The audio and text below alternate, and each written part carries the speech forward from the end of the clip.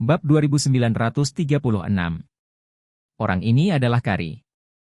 Melihat Dan dan Mike berjalan ke depan, dia berkata, Mai, aku mengagumi nama orang tua itu sejak lama. Dan buru-buru membungkukkan tangannya, nama Master Kari, orang tua itu juga sudah lama mendengarnya.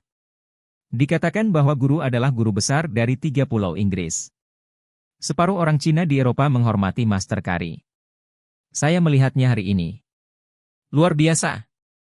Kari mengusap senyuman jelek di sudut mulutnya, dan segera berkata, Mai, agak lancang memintamu datang ke sini hari ini. Alasan utamanya adalah takdirku Gwor mengikutiku dari Inggris. Sudah 3 hari lapar. Aku benar-benar tidak tahan melihatnya kelaparan lagi, jadi aku membawanya keluar untuk mencari makan. Mohon maafkan saya, orang tua. Ketika Dan mendengar bahwa Kari mengatakan bahwa pembunuhan itu dianggap enteng membawa Gworms untuk mencari makanan, dia sangat muak dengan orang ini di dalam hatinya. Namun, karena wajah dan agresivitas pihak lain, ia hanya tertawa kecil, menghindari topik Gworms, dan berkata, tempat ini jarang penduduknya, tapi juga tempat yang bagus untuk pembicaraan bisnis. Kari mengangguk, dan berkata dengan depresi. Kupikir tempat ini benar-benar tempat yang sempurna untuk makan cacing gus sekaligus, tapi siapa yang akan membayangkan bahwa hanya ada satu satpam di pemakaman besar ini, dan aku ingin datang ke pemakaman ini. Pengembang perusahaan juga melakukan penggalian yang ekstrim. Hati Dan gemetar.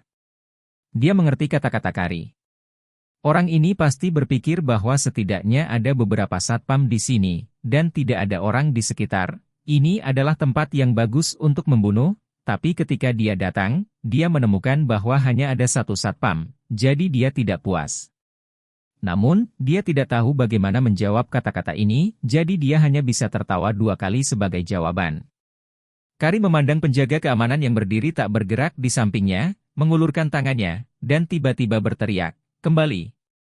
Mereka melihat serangga putih seukuran teripang dewasa tiba-tiba dibor dari rambut di atas kepala satpam.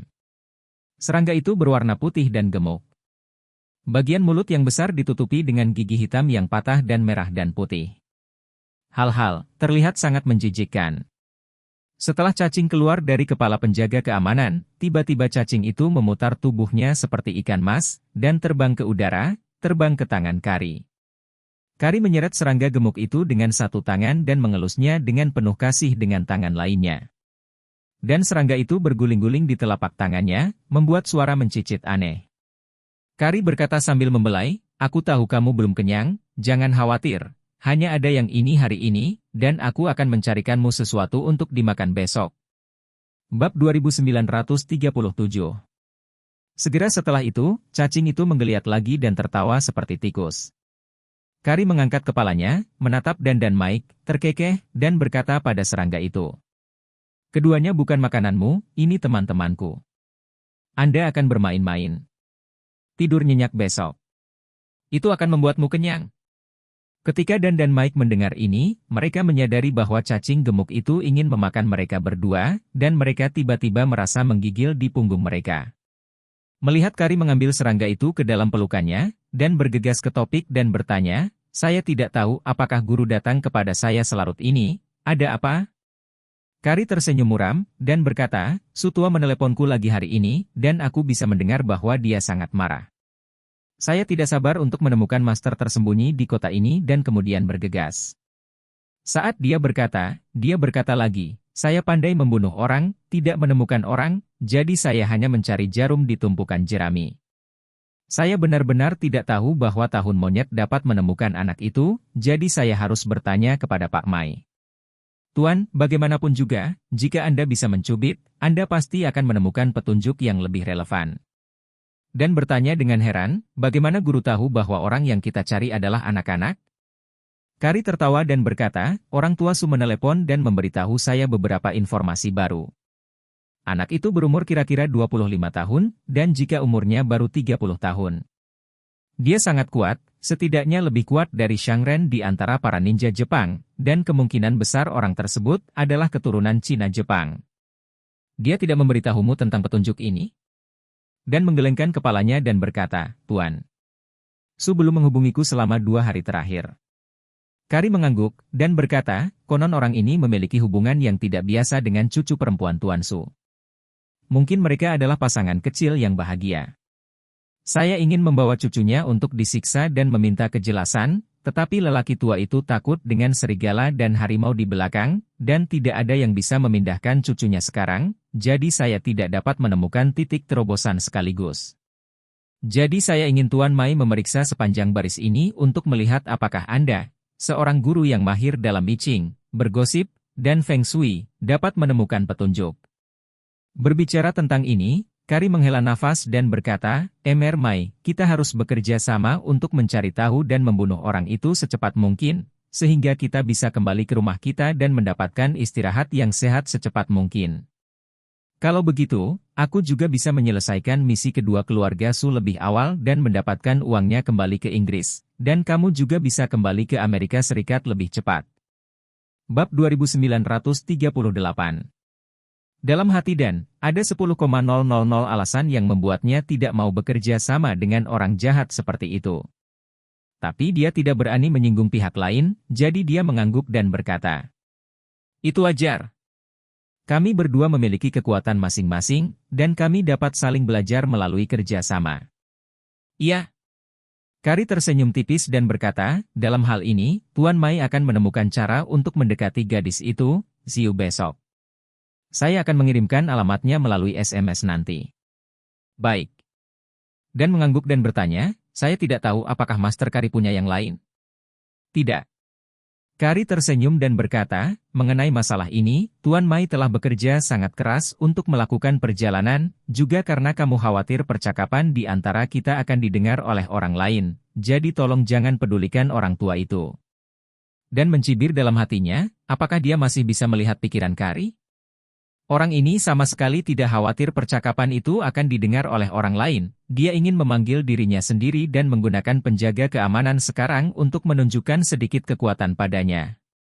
Namun, dia tidak berani menyinggung Kari dan berkata dengan tergesa-gesa, Tuan Kari serius.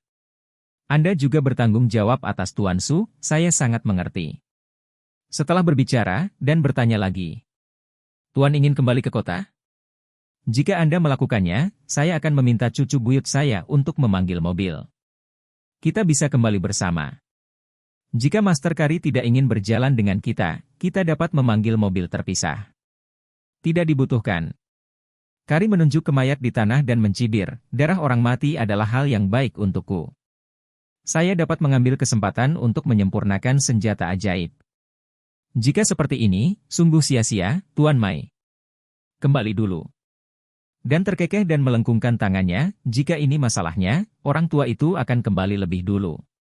Kari tersenyum dan berkata dengan suara cemberut, Tuan Mai, kamu sangat terikat untuk menemukan seseorang, jadi jangan tunda kesempatanku untuk menjadi kaya. Hati Dan menegang, dan dia buru-buru berkata, Guru, jangan khawatir, saya akan melakukan yang terbaik. Setelah itu, dia berkata kepada Mike yang berwajah pucat, Mike, selamat tinggal pada Master Kari. Mike pulih dan buru-buru membungkuk dan berkata, selamat tinggal Master Kari. Kari tersenyum dan mengangguk sedikit.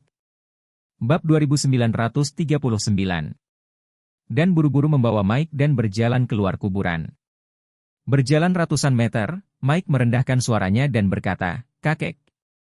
Dan segera menegur dengan suara rendah, jangan katakan apa-apa, ayo pergi dulu. Mike menutup mulutnya dengan bijak.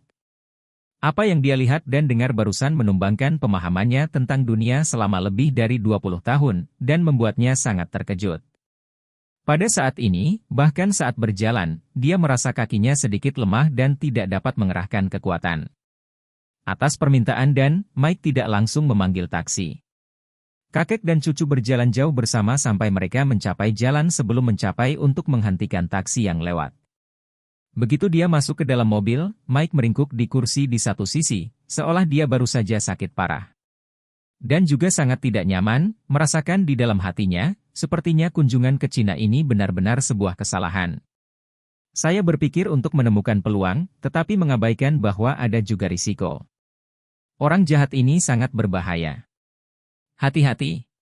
Kakek dan cucunya kembali ke Shangri-La dengan panik di dalam mobil. Dalam perjalanan keduanya tidak berbicara lagi. Bagaimanapun, pengalaman barusan itu agak terlalu berdarah, dan mereka takut mereka akan mengatakan informasi sensitif untuk didengar oleh pengemudi taksi.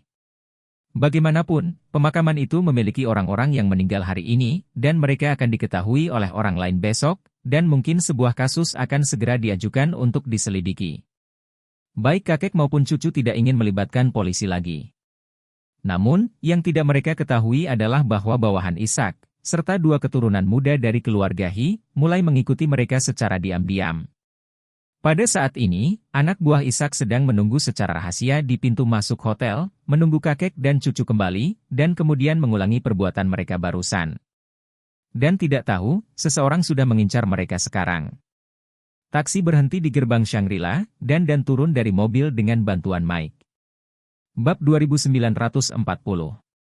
Segera, kedua orang yang kelelahan itu segera kembali ke kamar untuk beristirahat. Namun, bawahan Ishak, serta keturunan keluarga Hi, naik mobil dan mengejar taksi, dan meninggalkan tempat kejadian. Beberapa menit kemudian, mereka memaksa taksi untuk berhenti di sebuah perempatan. Di antara mereka, anak buah Ishak segera mendatangi jendela taksi, melihat ke arah pengemudi, dan bertanya, "Apakah ini mobil yang dibawa oleh pria tua dan pria muda itu sekarang?" Ini adalah salah satunya. Sopir taksi sedikit gugup ketika melihat pengunjung itu tidak baik, dan dia tidak tahu apakah dia harus menjawab dengan jujur. Pria Ishak melemparkan uang tunai 10,000 yuan langsung melalui jendela dan berkata, "Kami dari Orvel, Anda menjawab dengan jujur, tidak ada yang akan mempermalukan Anda, dan 10,000 yuan adalah milik Anda, hadiah Anda." Setelah berbicara, percakapan berbalik dan mengancam, tetapi jika Anda tidak berbicara, atau jika Anda tidak mengatakan yang sebenarnya, jangan salahkan kami karena bersikap kasar kepada Anda. Saya juga menurunkan plat nomor Anda. Selama saya membiarkan angin bertiup, Anda akan berada di sana di masa depan, Anda hampir tidak dapat bergerak di kota. Jika Anda menyebut nama Ishak, supir taksi tersebut mungkin tidak mengetahuinya, namun jika Anda menyebut nama Orvel, tidak ada supir taksi yang tidak mengetahuinya. Bagaimanapun, Orvel adalah bos dari seluruh dunia bawah tanah kota, dengan banyak adik laki-laki di bawah tangannya, dan memonopoli banyak industri di sini, terutama klub malam dan bar. Sopir taksi bekerja di tempat-tempat seperti itu setiap hari, dan tentu saja mengetahui hal-hal ini dengan baik. Karena itu, begitu dia mendengar nama Orvel, pengemudi itu langsung berkata, "Kakak, kataku, aku akan berbicara semuanya." Kedua orang itu berada di dalam mobil di sisi jalan dekat Gunung Phoenix. Gunung Phoenix? Bawahan Ishak mengerutkan kening. Tidak ada tempat selain pemakaman Gunung Phoenix, kan? Iya. Sopir itu berulang kali mengangguk dan berkata, "Tidak ada orang di dekat sini. Dulu ada sebuah desa kecil yang dibeli oleh pengembang pemakaman Gunung Phoenix dan dipindahkan." Anak buah Ishak mengangguk sedikit dan berkata dengan dingin, "Ingat, jangan beritahu siapapun apa yang terjadi sekarang, apa kau mengerti?" Sopir itu dengan cepat berkata, "Jangan khawatir, saya mengerti." Setelah selesai berbicara, dia membagikan 10.000 yuan dan berkata dengan gugup, "Saudaraku, kamu harus menyimpan uangnya, aku tidak bisa meminta." Anak buah Ishak memarahi, "Jika kami membiarkanmu memegangnya, kamu bisa menahannya. Mengapa ada begitu banyak omong kosong? Pergi." Pengemudi tidak berani melakukan kesalahan, jadi dia harus menerima uang dan menendang pedal gas. Anak buah Ishak buru-buru melaporkan situasi yang terbukti ke Ishak, dan Ishak juga memberitahu Charlie untuk pertama kalinya. Charlie juga sedikit terkejut saat mendengar bahwa Dan dan cucunya telah pergi ke Gunung Phoenix. Dia berpikir sendiri. Kedua orang ini datang ke Arrows Hill untuk menemukanku, tapi apa yang mereka lakukan di Gunung Phoenix pada malam hari? Menyadari ada sesuatu yang tidak beres, dia berkata kepada Ishak, "Mr. Ishak, Anda dapat dengan cepat menyesuaikan pemantauan yang mereka tinggalkan di Shangri-La untuk melihat taksi mana yang mereka tinggalkan saat itu. Kalau begitu pikirkan cara untuk menemukan pengemudi taksi ini secepat mungkin berdasarkan nomor platnya, dan pastikan untuk menanyakan kemana dia akan membawa kedua orang ini.